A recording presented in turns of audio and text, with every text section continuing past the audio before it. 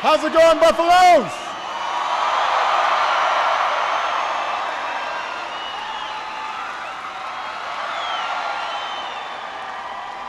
Well, you guys are just happy because school's almost out, isn't it?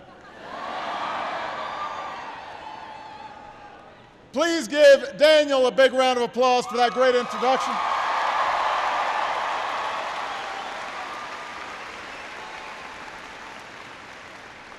I just saw Daniel over at the sink. I bought some pizza, and I heard a rumor that Robert Redford used to work there. So that's just a sign. Always be nice to your server, because you never know where they'll end up. I will say that I was shaking hands with folks outside, and a young woman, she got very excited and spilled yogurt on me. Huh. More hazardously, she spilled yogurt on the Secret Service, which you just... The agent just stood there, just looking at her. I want to thank the Chancellor of UC Boulder, Phil DiStefano. Give him a big round of applause for having me here today.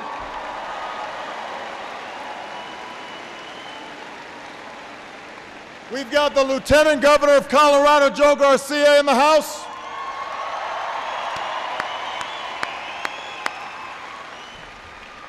And I want to thank you for being indoors when it is gorgeous outside.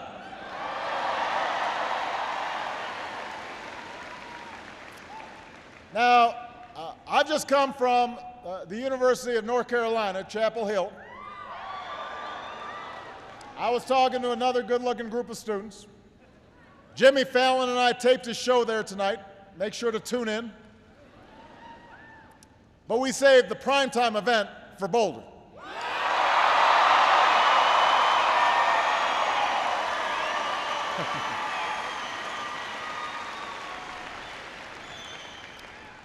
And I've come here to talk to you about what most of you are focused on every day, at least you're supposed to be, and that is studying and college. Look, college isn't just the best investment you can make in your future. It is the best investment that you can make in your country's future. I believe that. And by the way, I just want to say, all of you who have seats, feel free to sit down, because it's hot in here and I don't want folks dropping off. There you go. Make yourself comfortable. Take a load off.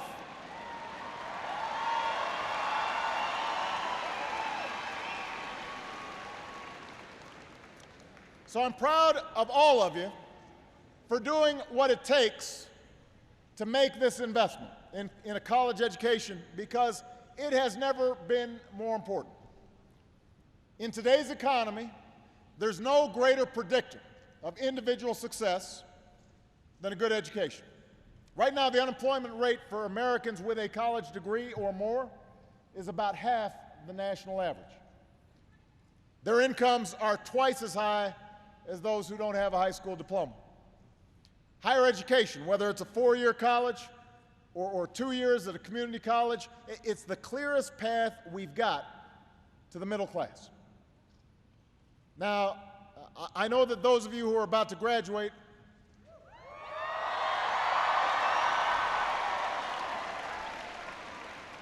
they're pretty cheerful about that, huh? I know that those of you who are about to graduate sometimes are wondering what's in store for your future. Because not even 4 years ago, just as the global economy was about to enter into free fall, you were still trying to find your way around campus. And today our economy is recovering, but it's not yet fully recovered from the worst financial crisis and economic crisis that we've experienced since the Great Depression. Our businesses have added more than 4 million jobs over the past 2 years.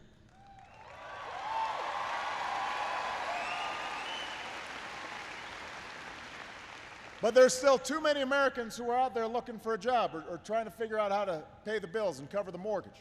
There are too many folks who still lack the basic security that has always been at the heart of the American promise, but has been slipping away for more than a decade now, even before the recession hit. But here's the thing. I want all of you to know that the degree you earn from Colorado is going to be the best tool that you've got to achieve the American promise. By far. That basic idea that if you work hard, no matter where you come from, no matter what you look like, no matter what the circumstances of your birth, if you work hard, you can do well enough to raise a family and own a home, send your own kids to college, put a little bit away for retirement. That idea that each generation has a little more opportunity than the last. I can tell you that now as a parent. You know, when I look at Malia and Sasha, sometimes I coach Sasha's basketball games, and if she scores a basket, I am so excited compared to when I used to score a basket. It's the hope that all your parents have for you, that your own kids will surpass you, that they're going to be able to shine as bright as they can imagine. And that's the dream that your parents have for you. And keeping that promise alive, that's the defining issue of our time. I believe in you. I believe in you. I believe in you.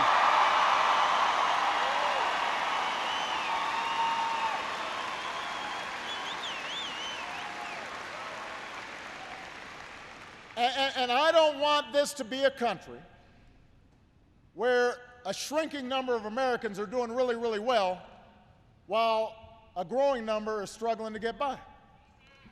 That's not the future I want for you. That's not the future I want for my daughters. I want this forever to be a country where everybody gets a fair shot, everybody's doing their fair share, everybody plays by the same set of rules.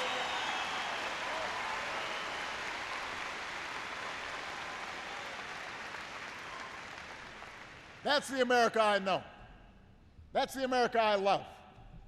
It's a big and bold and generous America. It's not a cramped America. It's not an America that says set your sights lower. And that's the America that's within our reach.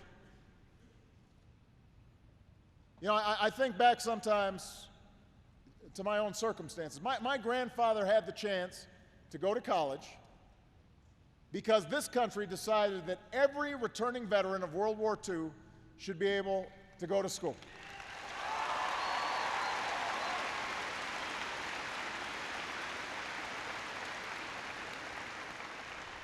And then my mother was able to raise 2 kids by herself while she was going to school because she was able to get grants and work her way through school.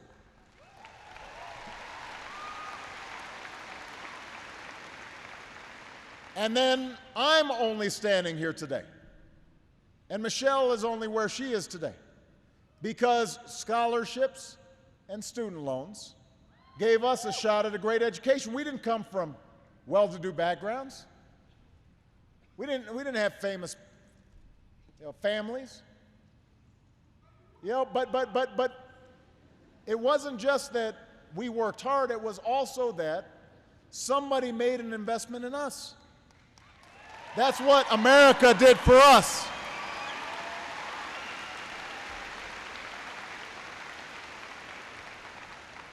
This country's always made a commitment to put a good education within the reach of everybody. Everybody who's willing to work for it, we've said, you know what? You've got a shot. That's what makes us special. That's what makes us exceptional. That's what kept us at the forefront of business and science and technology and medicine. And that's the commitment that we've got to reaffirm today. That's what we believe in.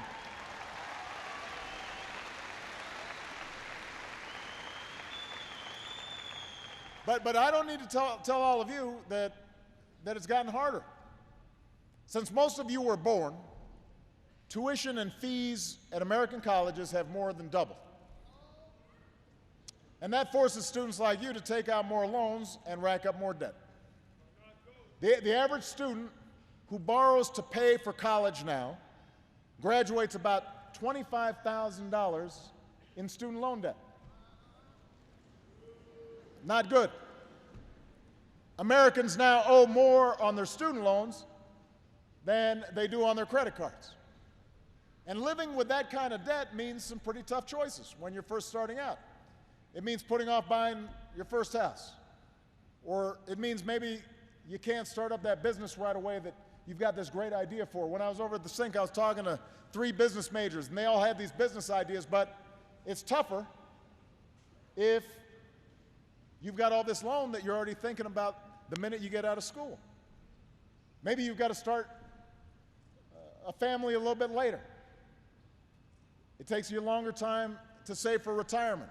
And when a big chunk of every paycheck goes towards loan debt, that's not just tough on you, it's not just tough on your families, it's painful for the whole economy, because that's money that could be going into the economy and could be going into new businesses and could be helping businesses grow. And I want to point out, listen, I know about this firsthand. Michelle and I, we know about this firsthand. This is not something I read in a briefing book. This is not some abstract idea for us. We've been in your shoes. When we graduated from college and law school, we had a mountain of debt, both of us. That means when we got married, we got poorer together. You know, we added our assets together, and they were zero. And then we added our liabilities together, and they were a lot.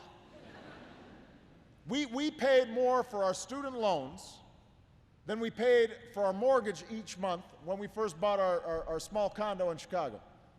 And we were lucky to land good jobs with a steady income, but we only finished paying off our student loans about 8 years ago. Think about that. I'm the President of the United States. And so,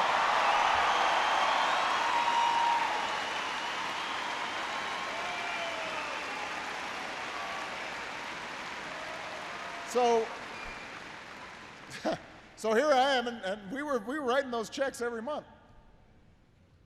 You know, and that wasn't easy, especially when we had Malia and Sasha, because at that point we're supposed to be saving for their college educations, and we're still paying off on our college educations. So I've been in your shoes. I know what I'm talking about here. It's not something that I just read about. So we got to make college more affordable for you.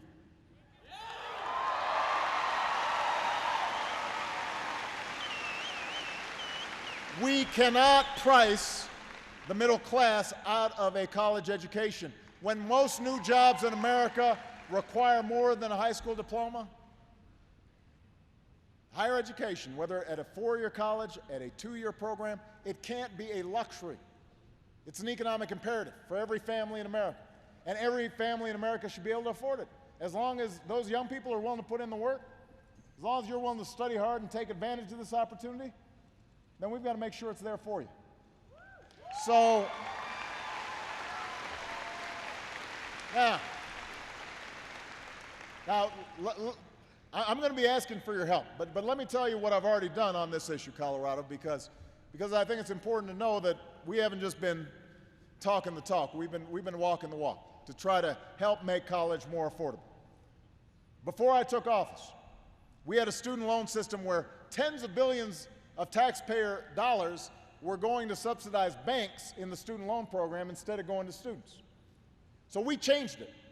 We cut out the middleman. We said, why do we need the banks? They're not taking a risk. These are federally guaranteed loans. Let's give the money directly to students. And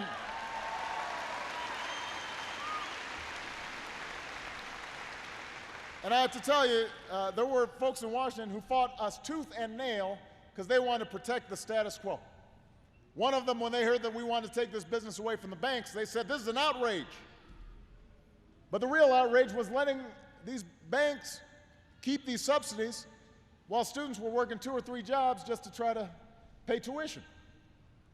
So we kept at it, we kept at it. and we won that fight. And today that money is going directly to where it should have been going to in the first place, and that's helping millions of young people afford a college education.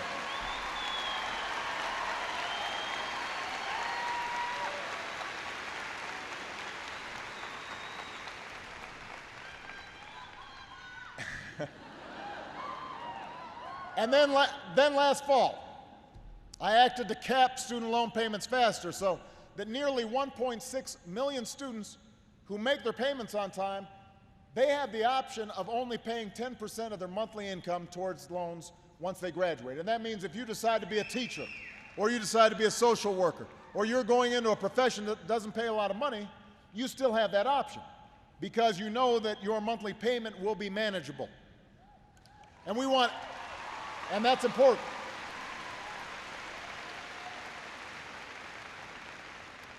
And then we decided we've got to make sure every student has access to a simple fact sheet on student loans and financial aid.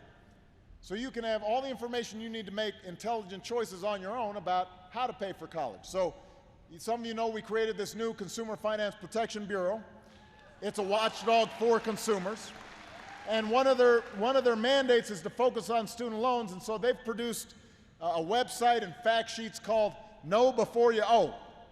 Know Before You Owe, which is something I wish Michelle and I knew about. Wish we had had.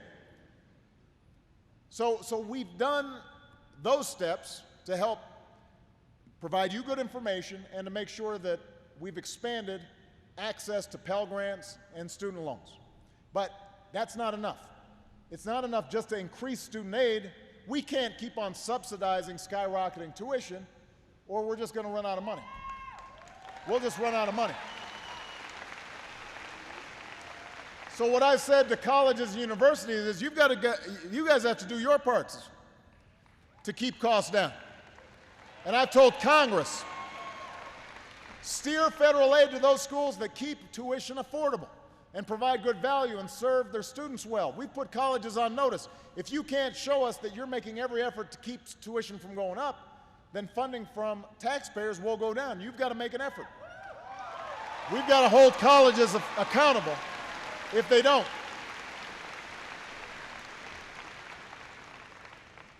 Of course, public universities like this one also understand that states have to do their part. State legislators have to do their part in making higher education a priority.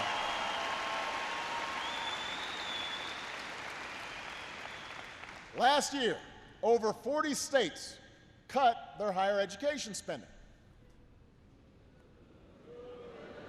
Not good. These budget cuts have been one of the biggest factors in your tuition going up.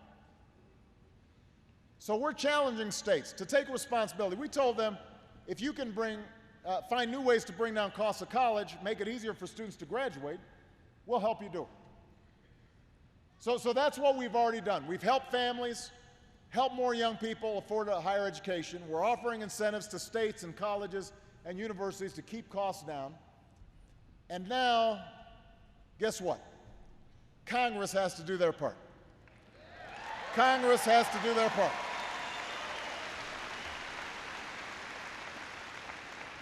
They need to extend the tuition tax credit that we put in place when I first came into office that saves middle-class families thousands of dollars. They need to safeguard aid for low-income students so that today's freshmen and sophomores know they're going to be able to count on it. Our Pell Grants have to be,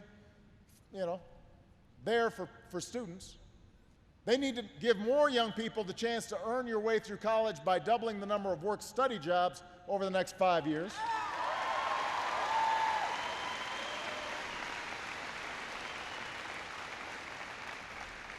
And then there's something that they've got to do right now. They have to prevent the interest rates on federal student loans from shooting up and shaking you down, and that's where you come in.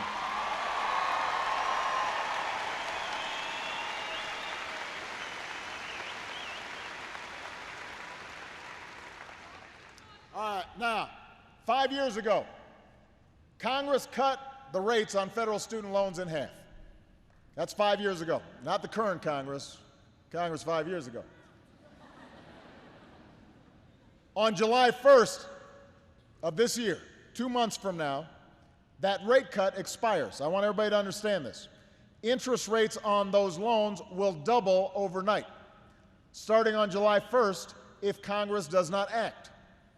And for each year that Congress does not act, the average student with these loans is going to rack up an additional $1,000 in debt. So this is money out of your pocket. It's basically a $1,000 tax hike for more than 7 million students across America. Almost 170,000 students here in Colorado alone. Now, I just want to see a show of hands, because I want to make sure I'm not misinformed here. How many of you can afford to pay an extra $1,000 right now?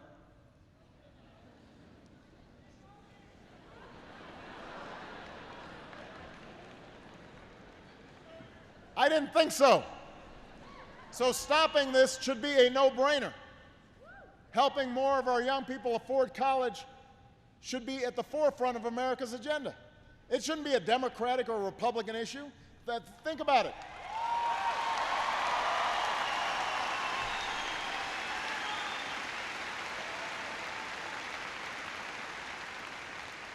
This wasn't a partisan issue in the past. The Stafford loans, that's named after a Republican senator. Pell Grants, they're named after a Democratic senator. When America, that's what we're supposed to be thinking about. Look, when Congress cut these rates 5 years ago, 77 Republicans in the House of Representatives voted for it. Of course, a couple of hundred Democrats voted for it, but that's okay. It was a bipartisan effort. Today, you've got Republicans who run for Congress, and they're not saying whether or not they're going to stop your rates from doubling. Some have hinted that they'd only do it if we cut things like aid for low-income students instead. So think about this. They'll say, we'll keep your rates low as long as we're messing with folks who need them even more. Does that make sense to you? I want to read a quote. This is from a Republican congresswoman. I didn't really understand this. I'm quoting her. She said that she has very little tolerance for people who tell me they graduate with debt because there's no reason for that. She said students who rack up student loan debt are just sitting on their butts, having opportunity dumped in your lap.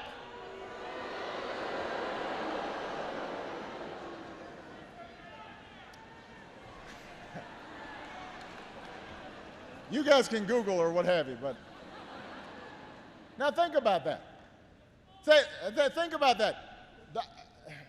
I can tell you, Michelle and I, we didn't take out loans because we were lazy. You didn't take out loans because you're lazy. You don't take out loans lightly. You don't say to yourself, man, this is great. I'm going to be really in debt. I'm thrilled. You did it because the cost of college kept on going up and you're trying to graduate. And if these guys were serious about making college more affordable, then they wouldn't be voting to cut financial aid in their budget. If you look at their budget, what it means is you're going to be cutting aid for 10 million college students by an average of more than $1,000. They certainly wouldn't let student rates double overnight if they really cared about this issue. They say that, well, we've got to do it because we've got to bring down the deficit. Now, first of all, these guys ran up the deficit.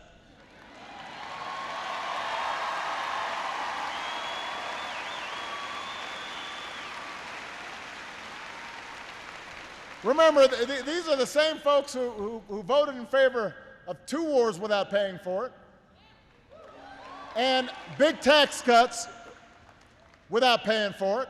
They just voted to keep billions of dollars of taxpayer subsidies to big oil companies who are raking in record profits. They just voted to let millionaires and billionaires keep paying lower tax rates than middle-class workers. They just voted to give an average tax cut of at least $150,000 to the wealthiest Americans, and folks like me who don't need it, weren't asking for it. And the way they pay for it is to cut things like education and job training to give students opportunities to work and succeed. So they can't be too serious about deficits. I mean, do we want to keep tax cuts for the wealthiest Americans who don't need them, didn't ask for them, the country can't afford it, or do we want to make sure that everybody pays their fair share and make sure that young people are able to afford to go to college?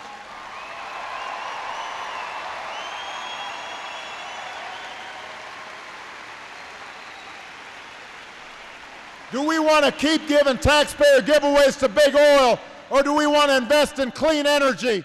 And do we want to make sure that we're rebuilding this country and make sure that we can keep interest rates on millions of students affordable? We need to be investing in the things that build America over the long term. Things like education and science and caring for our veterans and a strong military. And we can't have it both ways. We've got to make choices. You know, in America, we admire success. We aspire to it. I want everybody here to do great, be rich, go out, start a business. That's wonderful. We work and we hustle. You study hard to get your degree because you believe in success and individual initiative. But America is not just about a few people doing well. America is about everybody having the chance to do well. That's what the American dream's all about.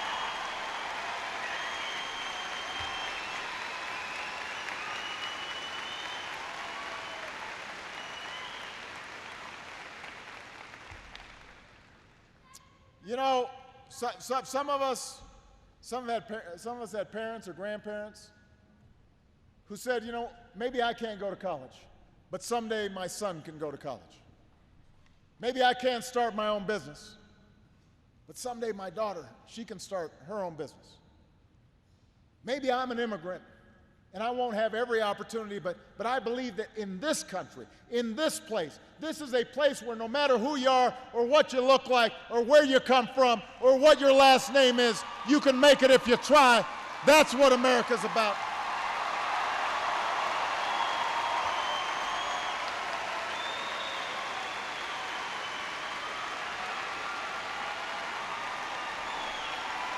That's who we are.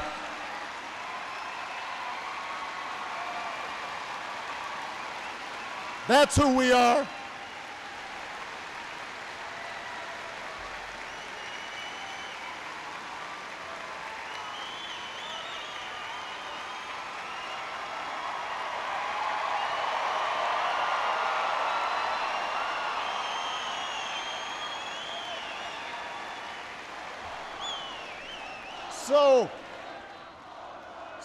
So let me just be clear here. We need to send a message to folks who don't seem to get this. That, you know, the setting your sights lower, that's not an education plan. You're on your own, that's not an economic plan. We can't just cut our way to prosperity. Earlier generations made investments necessary to build a strong middle class. Somebody started this university. Somebody gave us a chance. Somebody made the investment in us because they helped to forge America's leadership in things like science and technology and manufacturing. That's what previous generations did, and now it's our turn. Somebody here might be discovering the cure for cancer. Somebody here might be getting the formula for fusion. Somebody here might be inventing the next great American industry, but that's only going to happen if we understand that we're in this together. And that's why I need your help. I'm asking everybody who's here and anybody who's watching, anybody who's following online, you need to send a message to your member of Congress. Tell them you're not going to set your sights lower. Tell them you're not going to settle for something less. You call them, you email them, you write on their Facebook page, tweet. We've got actually a hashtag that I want everybody to use. Don't double my rate. It's pretty, everybody, I want you to repeat that. Don't double my rate. I asked students at North Carolina to do this earlier today, and they got it trending worldwide for a while. So let's see if you can do better. Because we've got to keep the heat on. Your voice matters. You've got to stand up. You've got to be heard. You've got to be counted. You've got to tell them now's not the time to double your interest rates on student loans. Now's the time to double down on the investments in a strong and secure middle class and double down on an America that's built to last. You, me, all of us, we're here because somebody somewhere, starting with our parents or our grandparents or our great-grandparents, they made an investment not just in themselves but in each other and in the future of our country, and now it's our turn. It's our turn to keep that promise alive. And that's what drives me every single day. You know, when I was running for this office, I said to people, look, I will not be a perfect man or a perfect president, but here's what I can do is I can work every single day as hard as I know how to make sure that you've got a chance, to make sure you can live out your hopes and your dreams. And I'm not about to quit now. We don't give up here in America. We get up, we get each other's back, we help each other get ahead, we work together, and if you all are willing to join me, I guarantee you not only will we stop these interest rates from going up, but we're going to remind the rest of the world just why it is that America is the greatest nation on earth. God bless you. God bless the United States of America.